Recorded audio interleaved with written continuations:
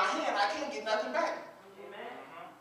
Some little pennies that you hold, you could be fending off $100 bills.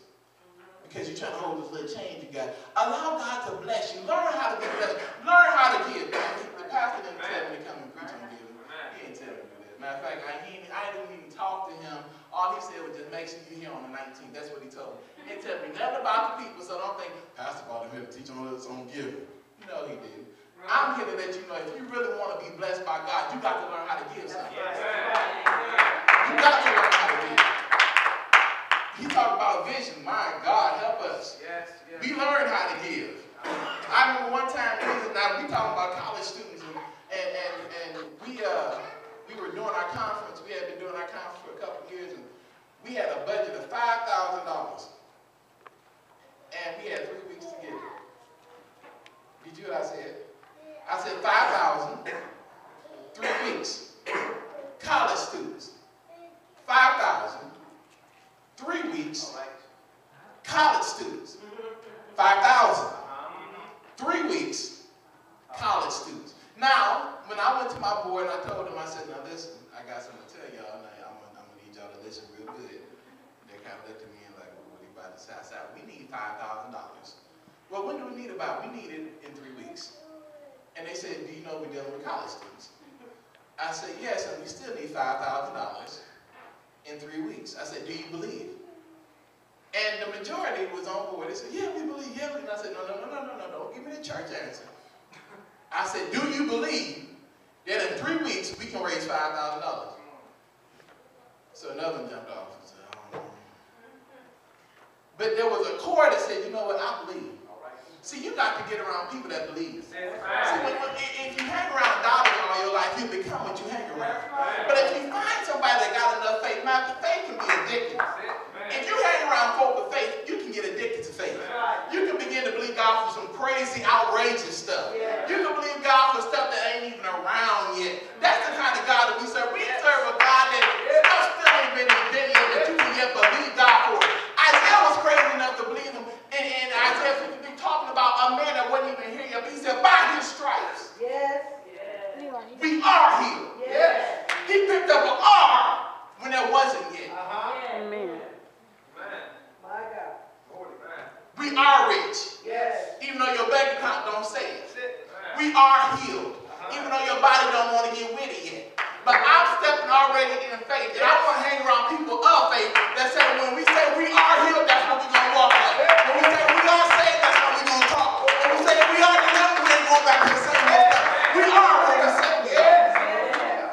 And so, we raised 4,000 in 3 weeks. Now, I said we needed 5, ain't that what I said?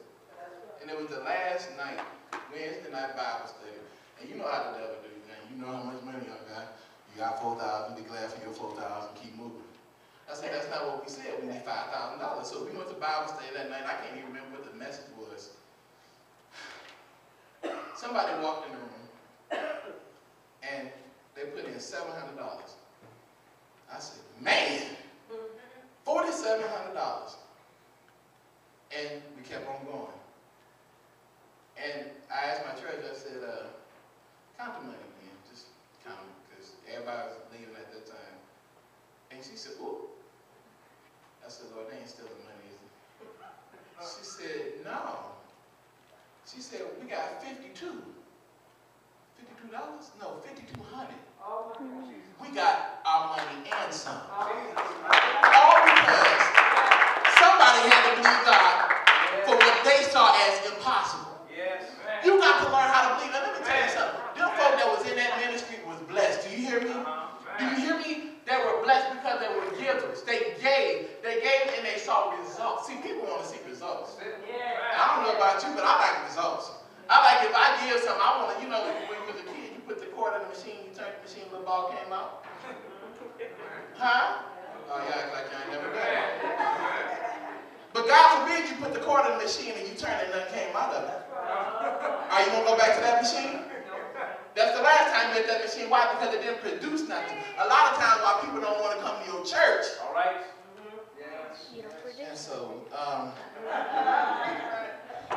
I want some results. I want signs and wonders to follow me.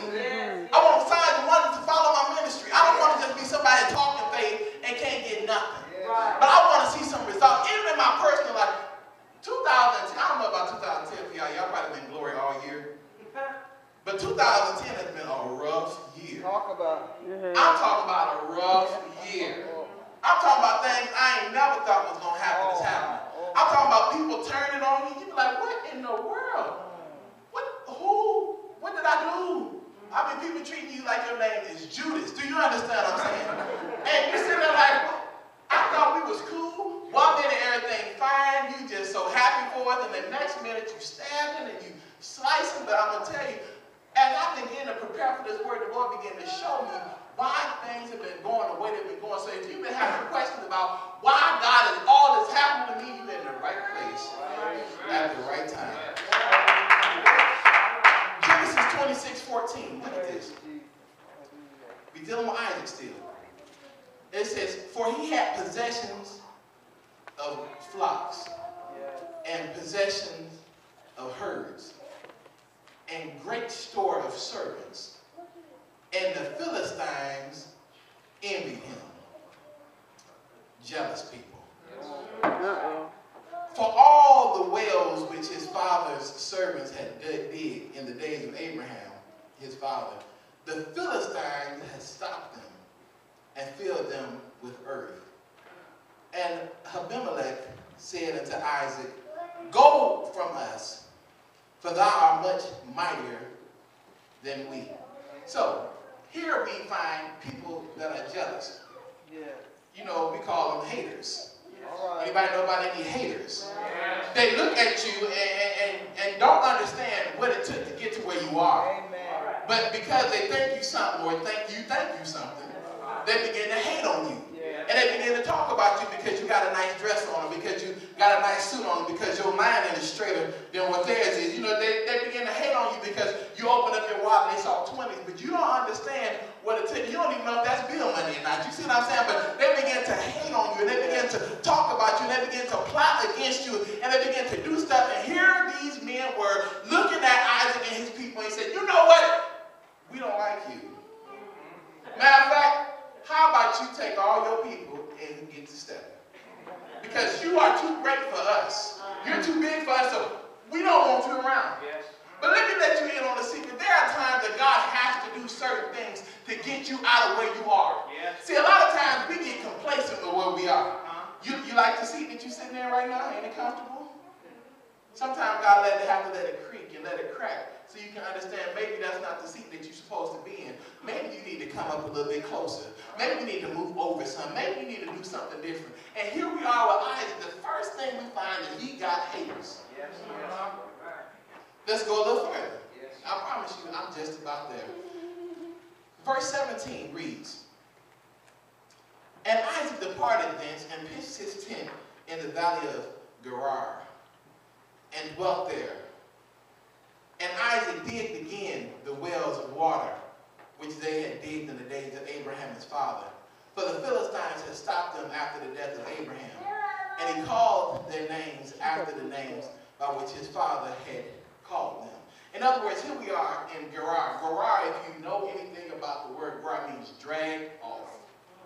Have you ever felt like you've been dragged off? You were in a place that you were comfortable. You were at a job that you were comfortable. And all of a sudden, you got dragged off. And you are sitting here wondering, God, how in the world is this happening? Here we are. I got all these people, all these flocks, and I can't find nowhere that I can be comfortable at. You're in that state of being in Gerar, being dragged to this place, being dragged to that place. But God is trying to see if you're going to remember what he said in the first couple of verses. I told you that if you would just trust me, I will bless you. And not only will I bless you, I will bless your seed. But you got to remember the promise. And so we're going to go a little bit further. Verse 19. And Isaac's servants digged in the valley and found there a well of springing water. And the herdsmen of Gerar did strive with Isaac's herdsmen, saying, the water is ours. And he called the name of the place Esek, because they strove